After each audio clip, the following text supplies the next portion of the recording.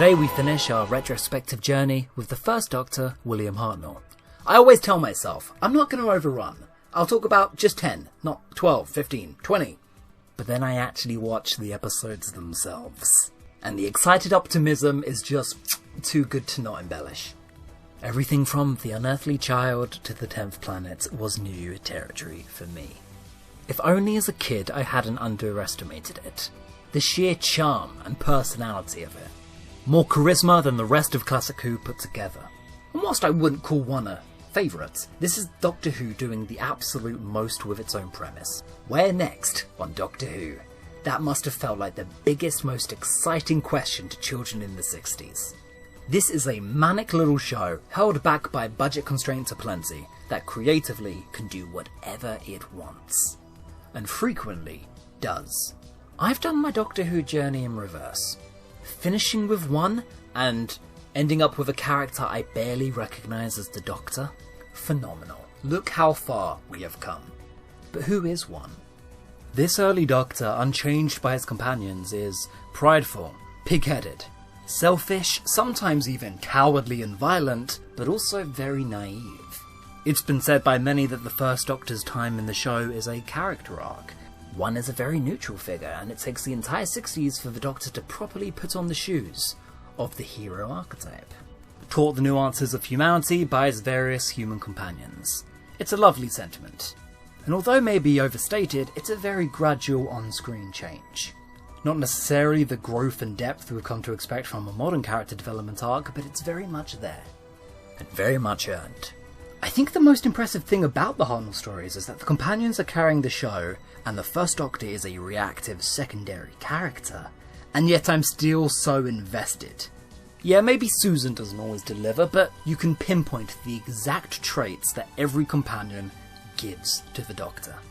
As Ian, Barbara, Vicky, Stephen, Dodo learn about time and space, these scenes also act as the first Doctor learning how to be the Doctor. The Aztecs is about Barbara supposedly learning a lesson, but in the grand scheme of things, it's really about the Doctor being taught one. As all of these ideas not only infect the character, but the broader themes of the show. How many times do we return to the dilemma and conflict of the Aztecs? Ideas that are germinating here we will be exploring for the next 50 years. Ian and Barbara are the reason Doctor Who exists. And the 60s just have the best companions in the classic or revival. They do all the heavy lifting, they sell you on the entire premise of the show, and are also the main characters. If you've never seen stories as far back, imagine the first Doctor as an Emmett Brown type entity. Emmett Brown mixed with a flustered time-travelling Yoda. That's our designated driver. And sometimes we can trust him, and sometimes we can't. One is trepidatious, ponderous, proud, overprotective. And even back in those early days, there's that easily distracted familiarity. There's that recognisable curiosity at the heart of the character. That's our Doctor. From tricking the team into the Dalek City to meeting famous historical dictators, just for fun. There's a bit in Galaxy 4 where Stephen has to remind him that we have to save Vicky. Can you stop looking at that alien plant, please? Oh, yes. Good thing you're here to remind me what I'm here to do. But that's not even really a joke. He's so easily distracted. He's an adorable Doctor. He could be discovering his lifelong adversaries, or taking in the sights of the French Revolution and just loving every moment of it. I think this Doctor is oversimplified too much. He does do more than just bounce between flustered and humid, although sometimes that can be hard to see. I think he's also become very broadly defined by his appearances in multi-Doctor stories since. In terms of continuity, there are aspects of the character that just make no sense now, that have had to be retconned or openly parodied. Why is the youngest incarnation also the wisest? Why is the time-travelling alien acting like a 1960s British gent? Come along, we must go back to the TARDIS. This is a madhouse, it's all full of animals. Come along. Maybe those sensibilities are remnants of his Gallifreyan upbringing. Maybe they have 1960s gentleman bigotry as well. That's a bit of a stretch, Grandfather. I'll defend it to the day I die. Not only was Moffat right to contrast and parody these 60s sensibilities, go back and watch, these things do pop up. But even past that gag, you've got a very respectful and faithful iteration of the Doctor here. And that's why I've put Twice Upon a Time on the best list! Just kidding. Holy shit, could you imagine? Hartnell has defining moments for days. I think the most important is the end of the massacre, where Stephen has just walked out on him. They're all gone. All gone. None of them could understand. Not even my little Susan. Or Vicky. And as for Barbara and Chatterton, they were all too impatient to get back to their own time. Perhaps I should go home. Back to my own planet. But I can't. Character-wise, we don't return to this kind of vulnerability until the revival. And for that, it can only be commended. The 5 best stories. But I really did my reading for this one. I had to get it right, and that's why I pray that you will not crucify me for starting with David Bradley. The First Doctor Adventures range is unmissable. Featuring the cast of 2013's An Adventure in Space and Time, you will forget that this isn't an original broadcast. You will be amazed how quintessentially faithful all of these stories are. Last of the Romanovs is a brilliant bit of dark history for you period piece fans. TikTok World is an introspective character piece for the woefully underdeveloped Susan. Return to Skaro is a sequel story that blends in seamlessly the thousands of repurposed Dalek technology. And now they're back, and the Daleks want to be friends. We come in peace. Buddy, you struggled even saying the word. But only one of them captures that brief, brilliant optimism, that window of innocence. The invention of death. The original TARDIS team meet the Ashtala, a benevolent, peaceful race that question every notion of immortality and sentience that they know. The Ashtala do not know pain, the Ashtala do not know death. They are foreign concepts to them. What is fist? So the team do what they always do in the 60s, teach the indigenous people violence. Brought to life by a writer with a near-perfect track record, John Dorney is giving us a very old-fashioned adventure here. A real serialized caper of a story, where we have to find inadvertent means of conflict. Maybe the TARDIS team themselves are the source of conflict here. I like adventures where the cast feel like travellers. Not freedom fighters per se, not the oncoming storm, just wanderers. It has such a timeless innocence to it that it feels like an annual. It feels like a story taken right out of a 1963 Doctor Who annual.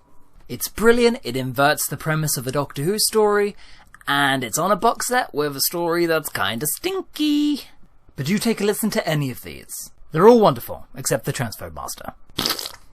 Number 2, The Chase. I had to really think in my mind, like I did last time with 2 and the Cybermen, which Dalek story is making the cut. The Daleks is brilliant in how seriously it takes the titular villains. But man, you guys weren't kidding about the pacing, huh? The Dalek invasion of Earth never impressed me. There's so many ideas and it focuses on exactly the ones you don't want to see. The London iconography? Mwah! Dalek mania at its peak. The Dalek's pet monster dog, on the other hand, should not be the main antagonist. The Dalek master plan is, well, it's a lot. And I love how gruesome and dark this high-stakes space opera gets. Even at a whopping 12 parts, it feels shorter than some of those other Dalek outings. It's a world where companions can just die very cruelly. It's a world where there's like 5 stories in the middle of it, and a tonal whiplash Christmas special. But the chase knows exactly what it wants to be, and it kills it. It's also monumental to the entire show and its history in a way I never see fans admire. Richard Martin, Terry Nation, Verity Lambert pulling out all of the stops, trying their best to make event television.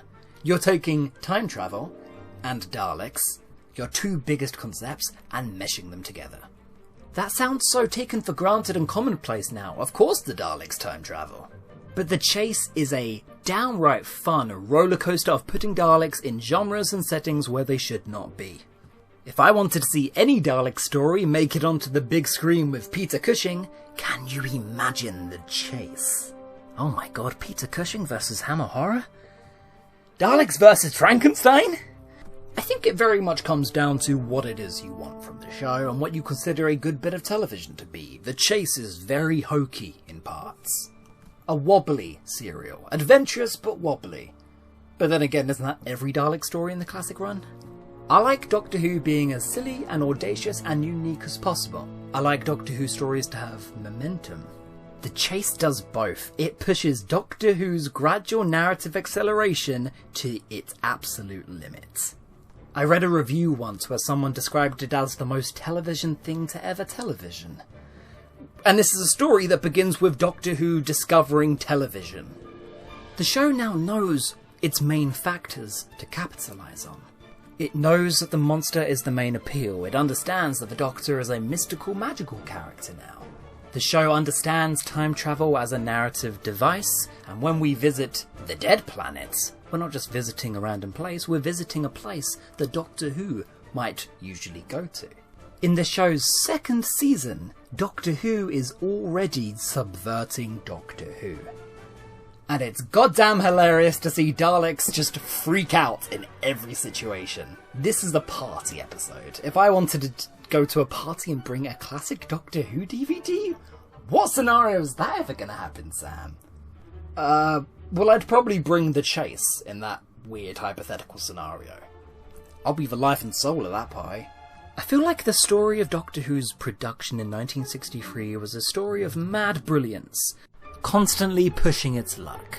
A new sci-fi show making impossible demands on a BBC budget, and then skip 1 year later, we're going to an alien world, and mechanoids, and the Empire State Building. You don't get that kind of confidence really ever again. Why does that woman throw her baby into the sea? How is Dracula here? Why did the Daleks have a Doctor duplicate? For what reason did they cast Peter Purvis in 2 roles in the same story? Did they think we wouldn't notice? You might think you're laughing at The Chase, but let's not get it twisted. The Chase is absolutely, intentionally an adventure comedy. It's wacky, it's tacky, it never takes itself seriously, but it's also mad and brilliant. It is impossible to get bored in The Chase. Number 3. 10 Little Aliens. Let's absolutely shift gears to the most horrifying, scariest, violent body horror of a story Doctor Who has ever seen. On the ragged edges of Earth's empire, an elite unit of soldiers come across 10 frozen bodies. The most wanted terrorists in the galaxy. What manner of experiments have the Commando unit found themselves in? I can't read a passage from this book. Some of the more gruesome parts would get this content flagged. What I can say is that Stephen Cole is a deranged genius. Cole's pitch for 10 Little Aliens was a space marine story, crossed over with an Agatha Christie murder mystery, which then also has the added element of the Doctor and company walking on in the middle of it. And boy, in a story this intense and uncertain, you really will be hanging on to the little bits of Ben, Polly and Doctor that you get, as a sheer comfort. This book just keeps you on your toes. You never know what the next section of the book's going to entail. There's one part near the end where it suddenly becomes a choose-your-own-adventure story, where you can swap between perspectives of the characters. I feel like I like this one more on its own merits. It's just a great sci-fi novel that tangentially crosses over with Doctor Who. Inevitably, this franchise will attempt every subgenre of science fiction, and that includes Space Marines. Does the bizarre crossover work? Take a read and decide for yourself. But not for the squeamish or the faint of heart. I don't know how they got away with publishing this under the BBC license. It has more in common with Event Horizon than Doctor Who. And with it being recognised in the 50th anniversary reprint, you can pick this book up very easily. Just don't look up the Agatha Christie book it's based on, because big yikes. Number 4. Marco Polo was a late addition to this video. I had to bump off the Ark to make space, and that's a shame because I love the Ark. The zoo animals, the common cold, the plot is hilarious. Neat little sci-fi idea that can only exist in the 60s. You get 2 episodes for the price of 1. Time travel! You even have a hilarious crap Doctor Who monster. I don't get what's not to love there.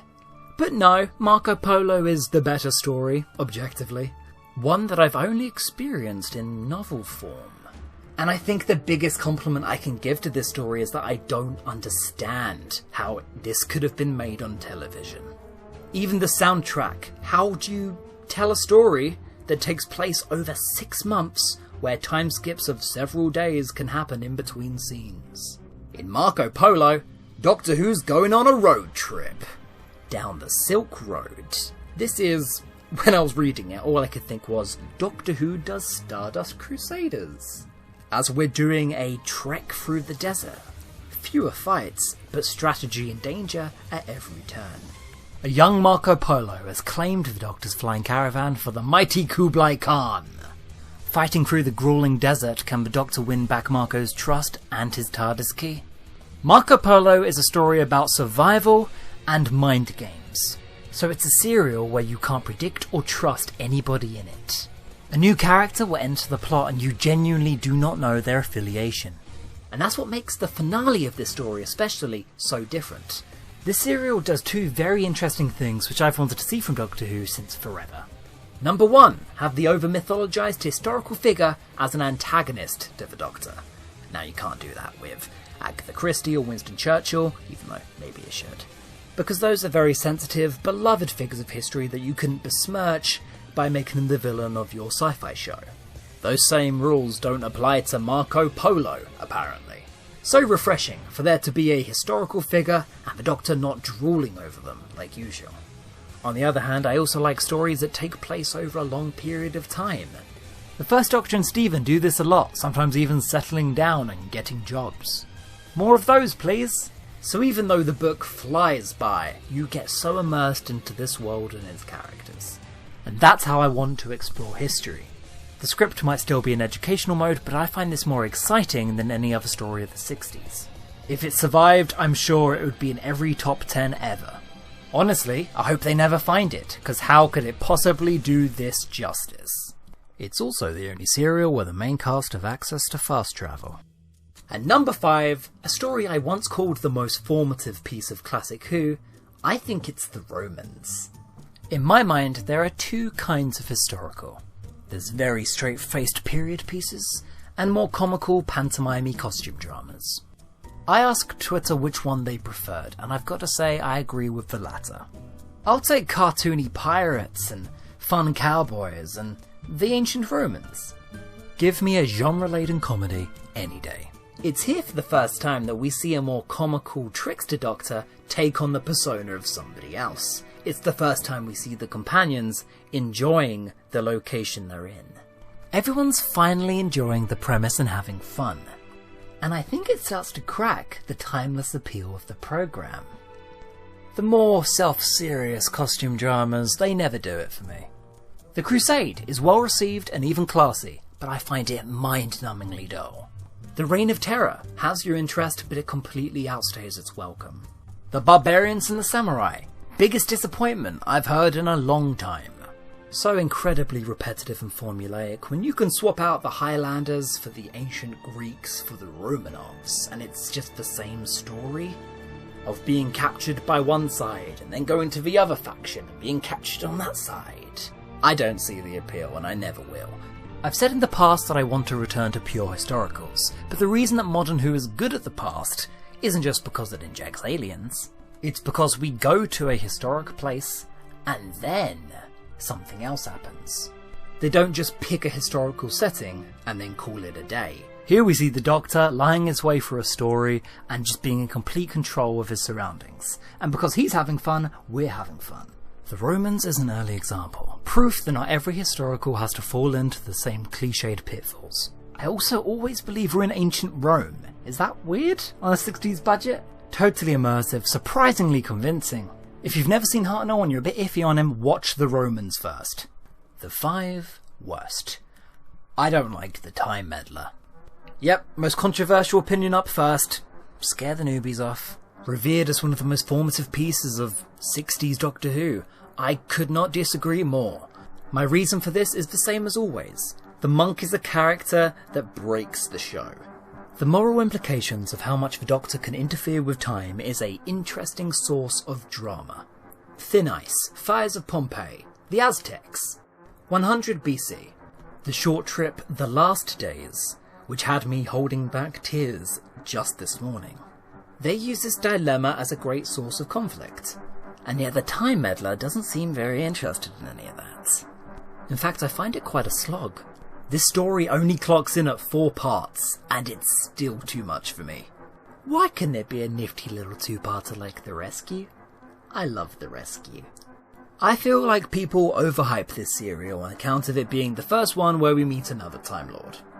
And yeah, that's a neat milestone, but it doesn't have anything to do with him. No greater point to make. Even the reveal of the TARDIS, that cliffhanger, should be a part 1 reveal. That's your inciting incident, not a late game plot twist. He should have really remained a 60s villain because he belongs to the same logic that this authoritarian era of the show adheres to.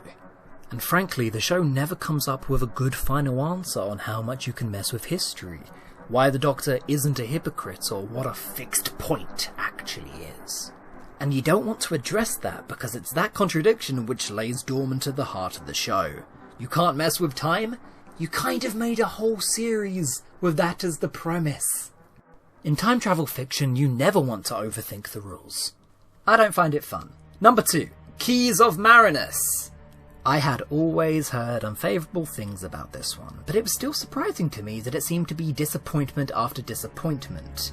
It's another anthology Terry Nation story, like The Chase, but if every part of your 6-parter is a letdown, that's just 6 mini letdowns. The Vord, unbelievably lame. A key-fetching quest that seems to forget its own tedious mission a few episodes in. It's fast-paced. Yeah, in a story with no notable events. The sets are cute, yes, and very much falling apart. These are 6 little misfires. Terry Nation is by far the most wildly imaginative writer the show's ever had. But unlike The Chase, which is a fun and kitschy Nation idea box, Marinus has very earnest threats and tiring padding. We cover a lot of ground geographically, but the production isn't ready to match the bold zaniness of its later attempts. Also, what is with this show, and key-based fetch quests always having a courtroom trial in it? Not once, not twice, 3 times. At the very least, it gives Ian and Barbara more time to shine. But at the same time, they kind of have to, as they are the only cast members present for the majority of the story. We are 5 stories in, and Hartnell is already vanishing to go on holiday. By the time you hear him enter the room to applause and rounds of "oh, he's a jolly good fellow," you've either forgotten what show you're watching, or you've forgotten why you should care. Number 3, The Celestial Toymaker. And I see you only have 1,258 moves to go, Doctor. Ugh. Behind the scenes, this script was caught between 2 eras of crew. It was the victim of a transitional period. It was rewritten to be more childish, and the original writer John Wiles got to the point where he didn't even want it made anymore. So watch in amazement as this good creepy premise is wasted before your eyes. They also let Hartnell go on holiday again, so saddle up with Stephen and Dodo as they play demon hopscotch. I like Dodo. She's a strange little thing, but her stupidity peaks here. Let's tell the evil clowns our plans. I'm sure they're friendly, really, these self-professed servants of the Celestial Toymaker. And in turn, these overplayed, toddler-like sensibilities bring out the worst in Stephen. This is a bad combo, and I understand why these actors didn't like their parts. In this one, Stephen is an annoyed dad. And the games themselves are just pathetic. Every single villain just stupidly kills themselves. And sometimes it's just downright unclear how they even won the game. The fact that they were all visual trials certainly doesn't help. From what we can tell, the production design is really trying. But it's no mind robber. I think if they ever even tried animating this, they'd have to rebuild it from the ground up with some crazy, stark, surreal visuals. Please, just go to town on it, because the actual content is miserable. And then there's episode 3. Episode 3 is just unlistenable noise. Me finest china! Oh, I'm sorry for interrupting your episode there, Mom. I hate meeting all these wacky Cockney characters. Please vacate the episode. It's Doctor Who, but now it's a pantomime for 15 minutes. Huh? Again, this is another 60s villain I don't think they ever did well. But boy, do they keep trying. Number 4, Galaxy 4. There's always one in the worst list that I'm impartial to. This is a very sweet, kid-friendly, simple story. Drawn up by a schoolteacher, an unsolicited script was accepted by the BBC, and it's very clearly intended for young minds. See, so far, I think that's fun and adorable. There's one ship with warrior women, and then there's another ship with a dragon and evil robots. One of them is good, but one of them is bad. I can't hate it, it's just fluff. And I love the reels, a great concept and what I presume was probably a great creation. A giant benevolent race of kind, sweet, scaly monster demons. And they don't come out because their appearance might scare people. Sweethearts. My problem is more with the other guys. A race of dominant cyborg women? That's super sci-fi. Oh, we have a small number of men, as many as we need. The rest we kill. They consume valuable food and fulfill no particular function. So I'm thinking, okay, I'm 10 minutes in. It's a 60s reactionary tale to the threat of second-wave feminism. An unfortunate and out-of-date bad look, but a look nonetheless. Even though it's not what the story is about, it's enough of an element to make characters behave distinctly out of character. Especially in the target novelization, which are my preferred way of experiencing missing episodes. In fact, I found that quite a few of these diverged from the original material. I had to stop reading the Gunfighters, and I barely got through the Mythmakers. As you actually miss a lot of the action because you have a narrator who isn't there for the finale. Galaxy Falls is written by the original writer though, and that's important. A little more tolerance, Vicky, is what you need. Much less of this burgeoning female arrogance. There's always someone better. Except in my case, of course. That's a line that's delivered seemingly without wit or irony. Female soldiers, where are the men? Feeding the swans at home? The doctor sniffed. So much for the female scientists. Biased, aren't we? Doctor, my man, you're a time immortal. Stephen, you're from the 25th century. And then later in the book he attacks Marga, seemingly in bloodlust, and threatens to murder her. Even Vicky gets in on it, calling them zombies. And they are zombies, but who wrote them that way? And then there's the Chumblies. Obviously laughable for the 2 episodes you're meant to be scared of them. But at least for once they're not actively trying to replace the Daleks. Although, has anybody told the BBC that you can make robots that aren't trundly trolleys? Have you tried, for instance, Man in Suit? Don't worry, you will. Because we have next to no footage of it, it's really become known as the one that almost fired William Hartnell on set. With poor Vicky taking the brunt of it and being written out late that season. The cast didn't like it, the crew didn't like it, I'm ambivalent, I just hope the school children enjoyed the silly monster men. And last of all, the Web Planet. Otherwise known as...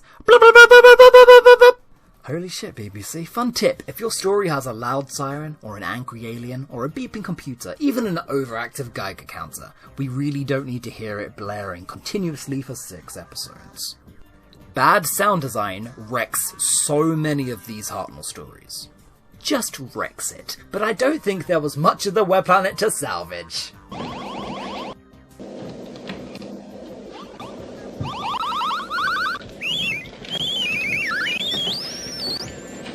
The Ant-Men are blipping all over the place as they trip over the set and generally harass our main cast. Look, I'll stand up to bat for the Time Monster. I unironically like the Underwater Menace. I am not touching the Web Planet. To date, this is the only piece of Doctor Who that I have never finished. It's like a Dadaist nightmare. And you know what, this story splits fans right down the middle of how much of the benefit of a doubt do you give Classic Who. What's the limit? Is it to be admired for its ambition, or rightfully chastised for its total failure to realise its own said overambition? It's a circus. It's a shit show. I can't even laugh at the screen like I would at Time Lash or Delta and the Bannermen. But this story surpasses those in that it's completely inaccessible. The screen just blares noise. Just objectively irritating. And it made me finally question what is, at the end of the day, a bad piece of Doctor Who. In my opinion, there's only 3 bad things a Doctor Who story can be. Boring, uninspired, or irresponsible with its message. And Web Planet is all 3. And then there's just it as a production. I don't like bashing the production side of stuff, but even for 1960s standards, this one's rather notorious for it. The looks into camera, the haziness of the lens, the joke attempt at political commentary. It's a trip. If you don't know what a boom mic looks like, you will by the end of this story. Most of all, I'm just disappointed I didn't like it. I want to be over on your side of the bench saying, it's good really. But to me, it's just a wall of noise, and I can't get past that to analyse it further. Insane. Reportedly, this was huge when it came out, and I'm definite they'd never seen anything like this before, because they never saw anything like it again. And what is Doctor Who if not overshooting its budget and capabilities? I'd say that's worked into the show's very DNA. But that does not mean I have to like or sit through the Web Planet. When I call this era admirable, I really do mean it, and not in a patronising, oh look what you tried way. I really admire this whole crew. Verity C. Lambert, Ron Grainer, Waris Hussain, Donald Wilson, Sidney Newman, William Hartnell, and so many more just pushing the envelope into the weird and inventive and silly. It's all brilliant. It's the only thing separating Doctor Who from the rest of easy, mundane, safe, BBC, bullshit, British programming. I will take 50 blipping crap Zarbi before East fucking Enders. And that for me is the appeal of Doctor Who. It actually tries. It's optimistic and ambitious and magical, and it tries, which you can't say about much else we've got. Doctor Who is the best, and it was an absolute honour going back through the classic series and filling in all those gaps. Thank you for joining me. Talking about the things I love is something I get to do so rarely. This was a massive 3-year-long project, and there'll be one more video to wrap it all up. See you then.